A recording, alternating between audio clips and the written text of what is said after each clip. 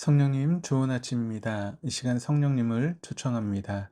오늘도 내 안에 오셔서 하나님을 기쁘시게 해드릴 것을 소원하게 해주세요. 오늘 말씀을 통해 구체적으로 무엇을 해야 될지를 깨닫게 해주세요. 깨달은 것을 삶 속에서 실천할 수 있도록 도와주세요. 아멘. 오늘 우리가 함께 나누실 하나님 말씀은 마태복음 11장 1절에서 19절까지의 말씀을 함께 나누시겠습니다. 하나님께서는 선지자 말라기를 통해 말씀하신 이후에 400년의 그런 시간 동안 사람들에게 이야기하지 않으셨습니다. 이스라엘 백성들은 하나님의 음성을 듣기를 원했고, 그리고 광야에서 외치는 소리를 통해 말씀하시는 하나님의 음성이 들려오자 사람들은 광야로 가서 그 입을 통해 전해지는 하나님의 음성을 듣게 됩니다. 하나님께서 그의 입을 통해 전하게 하신 말씀은 회개하라고 하는 것과 천국이 가까이 왔다라고 하는 사실입니다. 그리고 장차 인류를 구원하게 될 메시아가 오실 것이다 라고 하는 것을 선포하게 하셨습니다.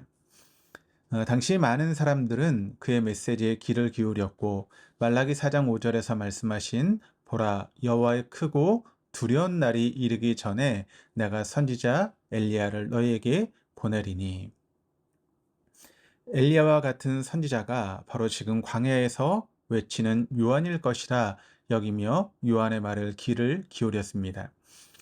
예수님께서 사역을 시작하시며 세례 요한으로부터 세례를 받으셨습니다.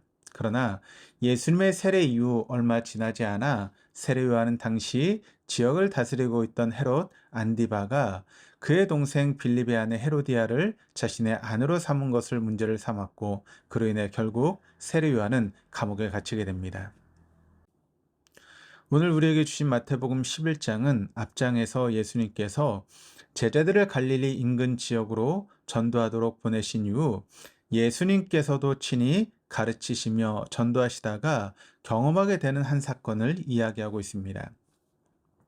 2절을 보니 감옥에 있던 세례 요한이 자기 제자들을 예수님께 보내어 오실 그이가 당신이오리까, 우리가 다른 일을 기다리오리까 라고 하는 그런 질문을 하고 있는 것입니다.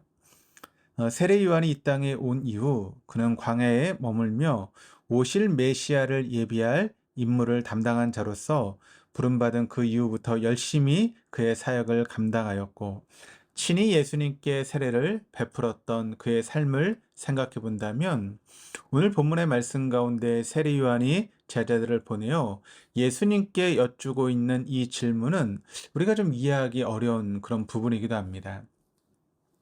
광야에서 석청을 먹으며 살아갔고, 백성들을 향해 과감하게 회개를 외치고 아무리 왕이라 하더라도 옳지 못한 것에 대해서는 도저히 참지 못하던 세례 요한이었지만, 그가 감옥에서 제자들을 통해 들은 예수님의 모습은 이사야 53장 2절, 그는 주 앞에서 자라나기를 연한 순 같고 마른 땅에서 나온 뿌리 같아서 고운 모양도 없고 풍채도 없은즉 우리가 보기에 흠모할 만한 아름다운 것이 없도다.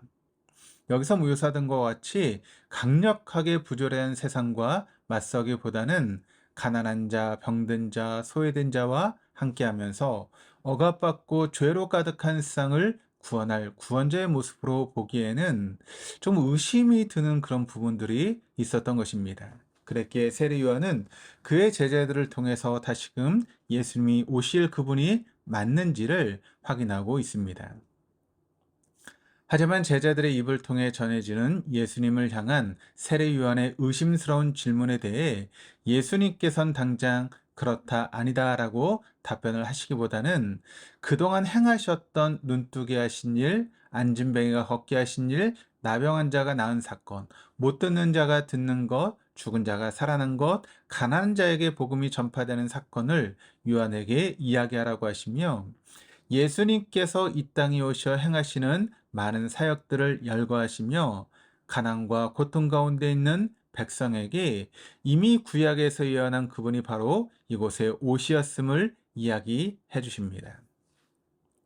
예수님께서는 이 말씀을 마치고 난 뒤 6절에서 나로 말미암아 실족하지 아니하는 자는 복이 있도다라고 말씀하시며, 비록 당시 많은 유대인들이 기대했던 정치적인 구원자의 모습과 예수님의 모습이 다르더라도 그로 인해 실족하지 말 것을 당부하십니다. 이 말씀은 계시의 주체 되시는 하나님께서 계시를 성취해가는 과정 속에서 우리 인간들의 생각과 논리에 맞지 않게 그 말씀이 실현된다 하더라도 우리가 그로 인해서 실망할 것이 아니라 오히려 인간의 한계를 넘어선 하나님의 뜻을 발견할 수 있는 영적인 안목이 우리에게 있어야 됨을 말씀하고 있는 그런 내용입니다. 예수님의 대답을 들은 세례 요한의 제자들은 돌아가게 되고 예수님께서는 세례 요한의 제자들이 다 돌아간 이후 7절 이하에서 15절까지 그 자리에 있는 무리들에게 세례 요한과 관련된 말씀을 하고 계십니다. 예수님께서는 무리들에게 그들이 광야에 나간 이유가 무엇인지를 생각해 보게 하십니다.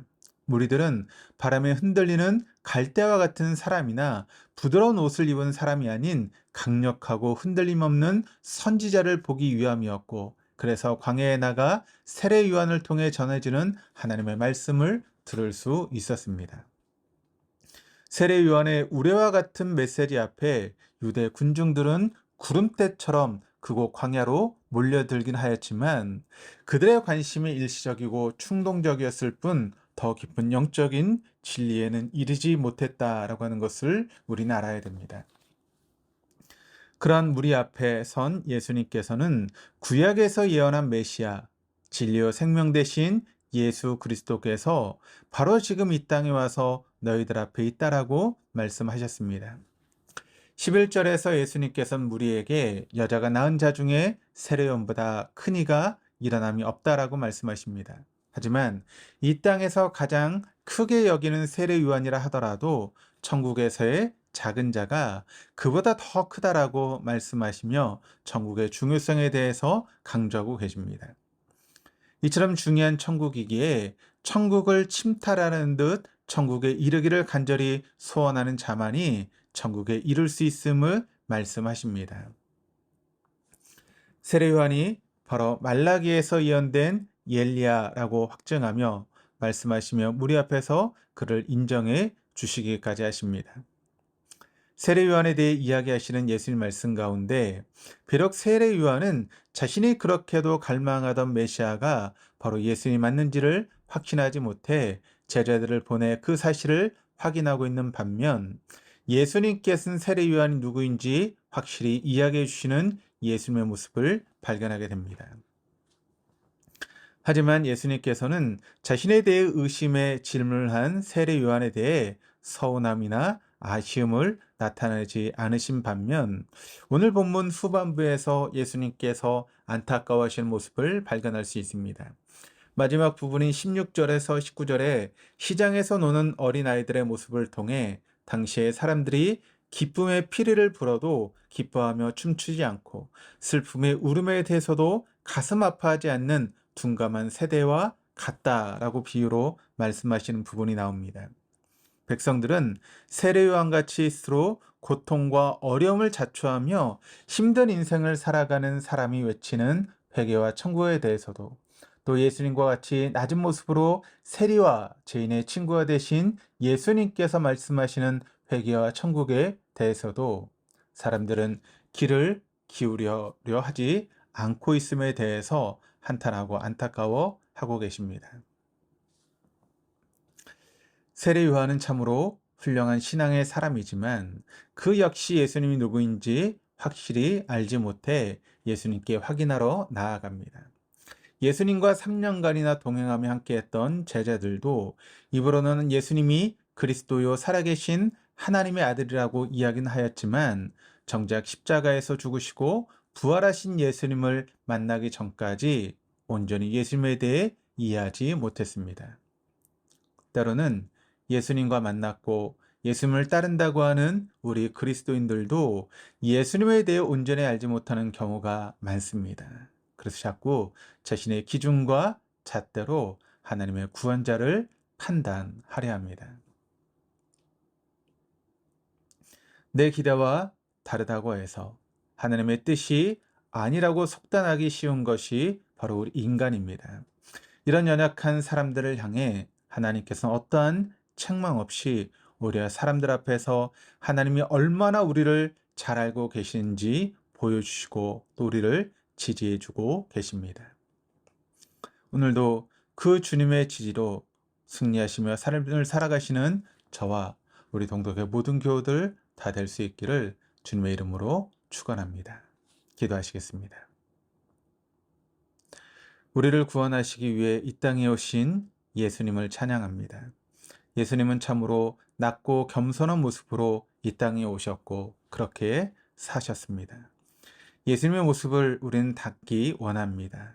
내 기대, 내 생각, 내 환경에 예수님을 맞추려는 어리석음을 범하지 않게 하시고 오직 하나님의 뜻을 분별하고 그 뜻에 전적으로 순종하며 살아가는 주님의 선한 자녀 되게 하여 주시옵소서.